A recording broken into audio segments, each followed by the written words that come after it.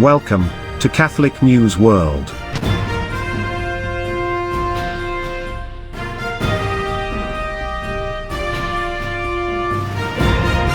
Welcome to Catholic News World. Here are this week's breaking news headlines. In India, the COVID-19 has already killed 168 Catholic priests, including 3 bishops, and 143 nuns. The priests and religious are affected in a higher percentage than the rest of the population.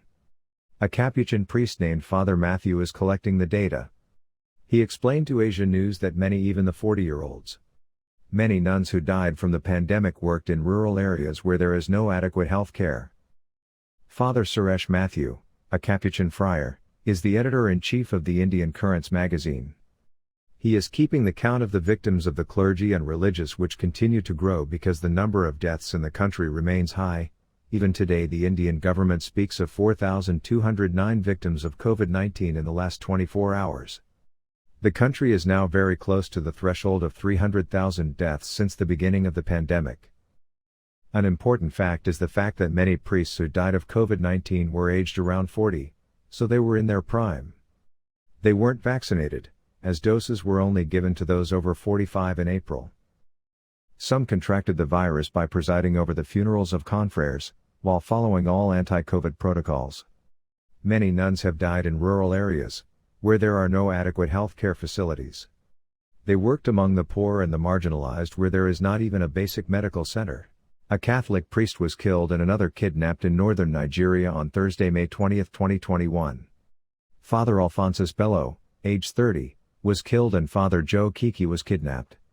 Unidentified armed men attacked the parish of St. Vincent Ferrer in Malumfashi, in the state of Katsina, in northern Nigeria. The group of armed men who entered the parish on the night of 20th of May fired some shots and wounded some people. The Director of National Social Communications of the Catholic Secretariat of Nigeria, Father Mike Umo, explained that the criminals left the lifeless body of Father Alphonsus Bello on the farmland behind the catechetical training school. The whereabouts of Father Joe Kiki are still unknown. A ceasefire agreement has been reached between Israel and Palestinian armed groups in the Gaza Strip. The death toll, in Palestine, has reached 248 killed, including 66 children, with 1,900 injured.